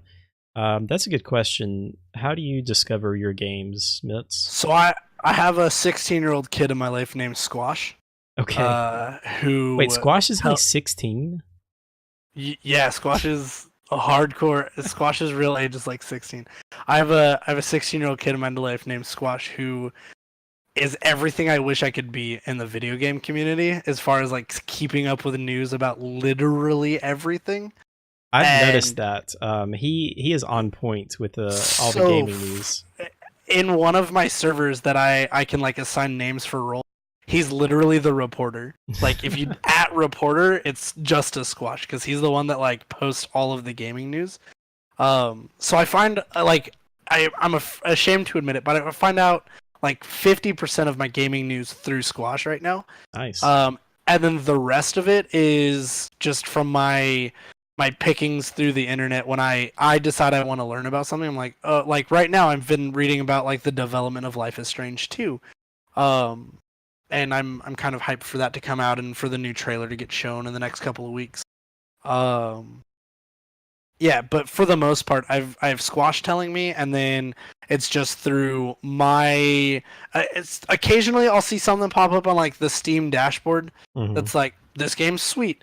But for the most part, it's either a friend playing the game, Squash telling me, or I go out of my way to see like when's the next Battlefield coming out, what's that gonna be like, stuff like that. And then twice a year we'll have E3, and then the other really big one that throws out a bunch of information for me to then look forward to throughout the year. But I have a hard time finding indie games, just because I have no medium for reading about them beforehand. So it's just like when you tell me about a game, I'm like, oh, that game looks sweet. That's totally something I would be into. Yeah. Yo, is that water? Hi, Nicole. Damn it, it's not water. I told you should get some water. Can I have some of your apple juice? Yes. Yeah, for me, I have a lot of different ways that I find games. I'm on Reddit a lot, Okay. r/PC gaming. r/PS4. I check those pretty much every day, multiple times a day sometimes. Um, there's also, I don't really find too much on Steam, because I don't think the curation on Steam is very good. But I do have a ton on my wish list on Steam. Every time I find a game, I just put it on my wish list. I have like 250 games on my wish list. I'll have to start buying you some. Oh goodness, I'll just go Mitz, through your don't wish do list that. and... No, Mitz, you're too kind. No, I wait until I have the Steam sales, and then they drop in price, and then I just buy a bunch of those and then never play them. That's usually my way of going through those. But how else do I discover games? I listen to a lot of podcasts, and hear other people talking about games, and then just kind of chatting with other people like on Discord and things like that. Which is why you should get Monster Hunter right away. I want to, but there's so many other games out right now. All right, so one more question from Stealth. Speaking of, he says, so many games to play. What makes you decide what game to play on or off stream? That's an interesting question.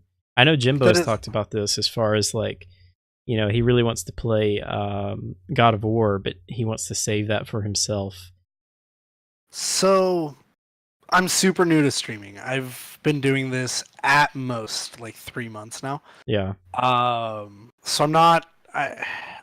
I just stream whatever game I'm playing, just because I don't have like the fear of having it ruined for me. Yeah. Because even if I have the end of a game spoiled for me, like I had the end of Life is Strange spoiled for me. Oh no. Through watching Jimbo's game of Before the Storm.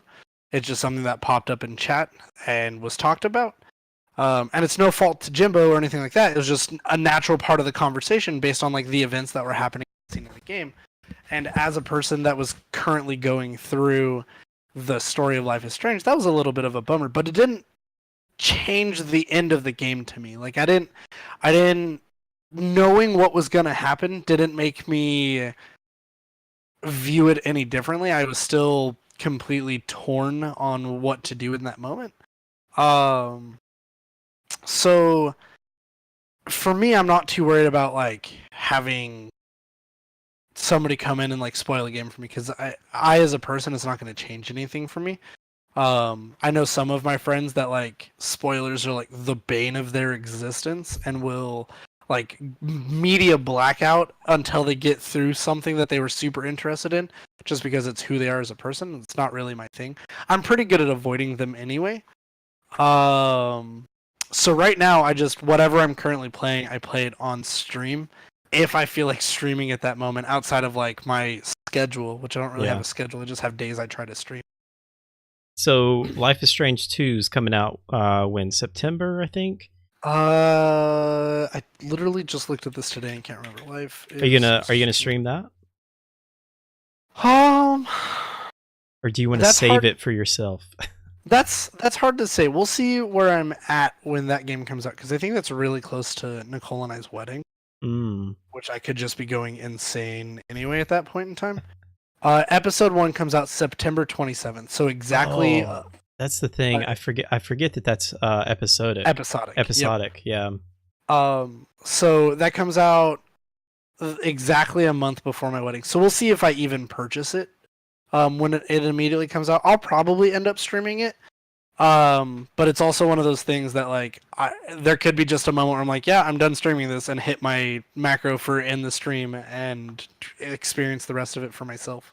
Do you think you would you want to play through it episodically, or would you want to just wait until they're all out? Because the more I started playing these kinds of games, especially like the Telltale games, I really just like to wait until they're all out, and then I can just binge it and just experience it all at one time. I don't think I have. So I've never experienced it episodically. So I don't have a personal experience that like tells me I prefer one way or another. I've done the sort of binge thing where I had all 5 episodes, but it was still over the course of like 2 weeks. I played all 5 of the episodes of the first one. So I think this time I'll end up playing episodically, but if I get like to episode 2 and I'm like, man, I hate this feeling of like having to wait a month until the next one comes out, I'll probably end up waiting until they're all just out and then start over. I guess it kind of Um, depends on how quickly they come out. I don't know how quickly they're going to come out, yeah, because I wasn't into Life is Strange when Life is Strange first came out, like so some I of the have no idea. Telltale episodes, like they would be months. I mean, they would be like 3 or 4 months or even more sometimes, and that was rough waiting, you know, 3, 4, 5, 6 months for just like 2 hours of gameplay. Jimbo says, save it for yourself.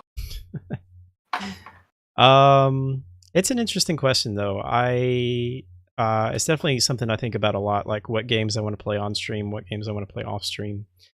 Um, I think that's about it for questions though. Let's go ahead and move on to releases. We'll just kind of run through the releases that are coming out, and anything that you see that strikes your fancy, feel free to let me know, and we'll talk more about it. I know Shenmue 1 and 2, this game or these games are getting some hype from some people. I'm interested in checking them out at least. I've heard very different things from different people about these games. Some people are really excited. Some people say that they don't think that they're going to hold up very well. But Shenmue 3 is coming out, I think, next year, and has been long anticipated. So yeah, that comes out tomorrow. We'll check. We'll see what that game looks like, or what those games look like. Guacamelee 2 What is is Guacamelee 2? The name, I already love the game because of that. it's a I think it's kind of like a rogue light. I could be off on that. I hear you typing. I'm gonna let you look it up. Tyler Model 005 comes out. No idea what that is.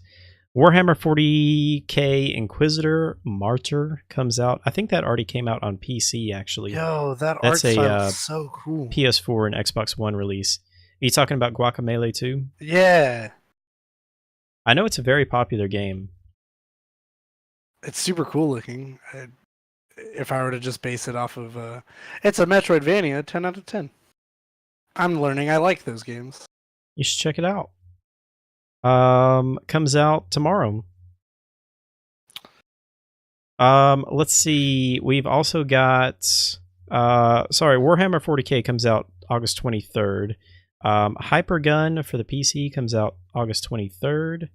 The King's Bird sounds interesting. August 23rd. Hacky Zack for the Switch.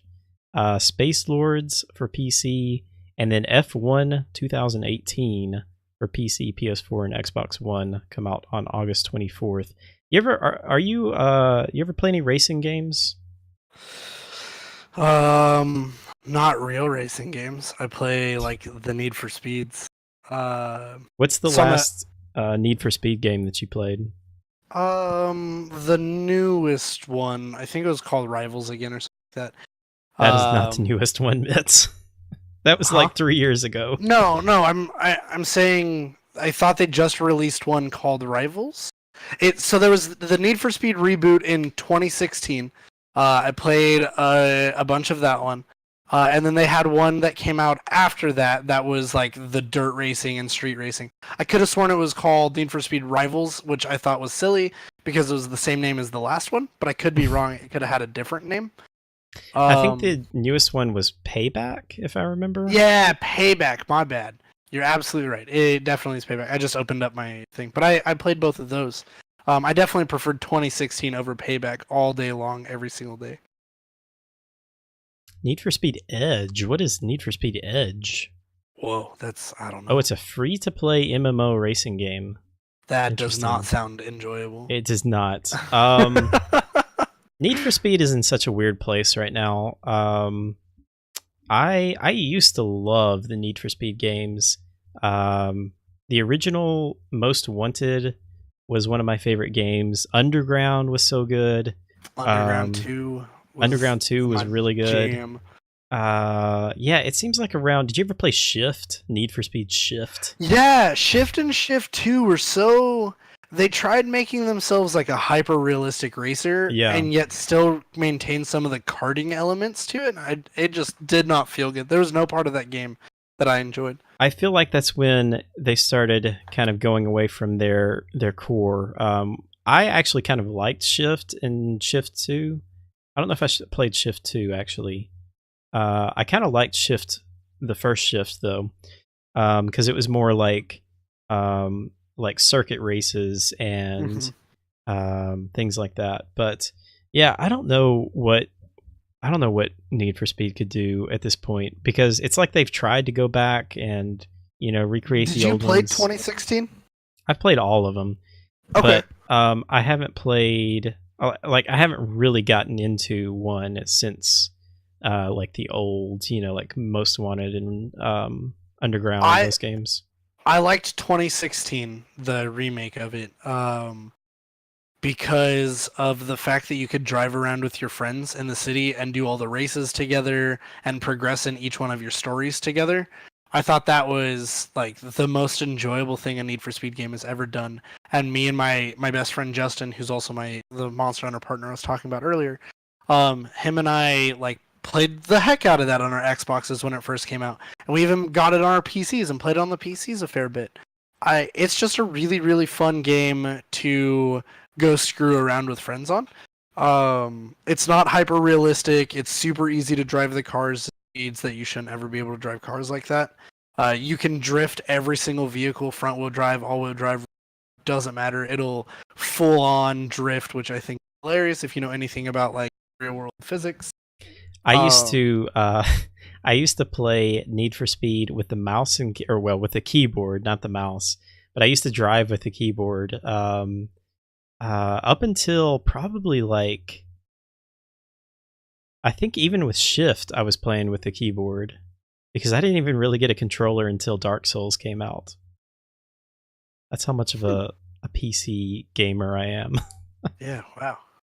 Look how sweet my pink controller is I sitting right like here that. in Is front of that me. pink? It looks red on camera. It's so my camera because of my light right here, Oh which yeah, is you like a got a super funky white warm light. balance. Yeah, I've tried making my white balance as good as I can, but because it's such a warm LED light, I need to get softer, cool LED lights to make it a little bit better. But it's like a very metallic pink. Cool. I just have a boring black one. Nothing wrong with that. Controller's a controller. I always find these one like the fancy ones when they're on sale at like GameStop, Mhm. and go pick up like a really nice looking one for $30, $40.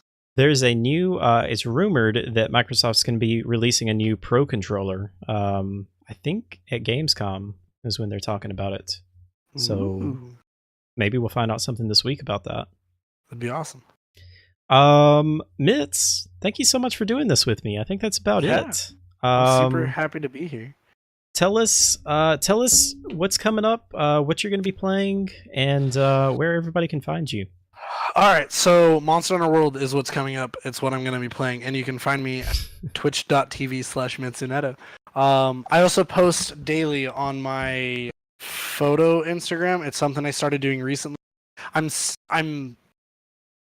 super. I'm gonna say super into photography, even though I don't have a camera or anything like that. Um, I don't know why that looked wrong for a second. That made me laugh. I was like, whoa. But yeah, I've recently got into photography and have determined that like I want to take photos as best as I can. So I'm forcing myself to post daily on Instagram and take pictures of things as often as I can just to get the only way to get better at taking pictures is to take pictures, right? Like I can read about like theory and the thirds method and all this other obnoxious stuff that you want to out of photography, but if you're not out there taking pictures, and I'm sure you can at least agree a little bit, you're never going to get better at it. Like you just have to. I don't care if you have just a boring cell phone. Go out and take pictures. Our cameras on our phones are so freaking good, and especially when I got a phone specifically for the camera on it. Um, just I want to get better at it, and I love taking pictures. So that's what I'm doing. You can come check me out on my Instagram. Mitsuneto as well. And then I occasionally post on Twitter. Twitter's a great way to get a hold of me just because it's the one thing on my phone that actually sends me notifications because I don't use it that often. Awesome. Yeah, that sounds great. Thank you so much again for coming on. Thanks for having me. My pleasure. As far as me, we'll be playing. Hopefully, we'll be finishing Final Fantasy X this week. And I'm not sure what's coming up next. We got a bunch of big games coming out in September, so we'll be getting ready for those. I know Tomb Raider and Spider-Man are the big two that I'll probably be checking out in September. Other than that, I think next week our guest is going to be Dr. Potatoes. Ooh, that's exciting. Should be a lot of fun. Guy. He's a pretty nice dude, except he plays games that I can't watch. Yeah, he plays a lot of horror games. Mitch, what's your hype level for Resident Evil 2? 0. -4. So we're gonna have a conversation right now. How I don't do jump scares. We've talked about this in the past. You've experienced one of these moments that I talked about that ruins my day. And I don't do scary games. So Resident Evil 2, I'm super happy that my Resident Evil friends are excited for this game, but I don't think it should exist. I don't think it should exist. We don't need a remake of it. I'd rather have like Hello Kitty Adventure or something. I just don't need jump scares in my life, and Resident Evil's good at that. All right. Monster Hunter World. Yep.